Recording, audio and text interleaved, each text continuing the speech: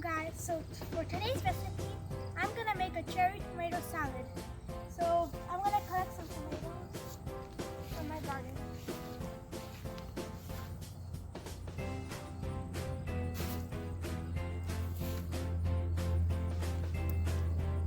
So we got enough tomatoes. Now let's make a salad.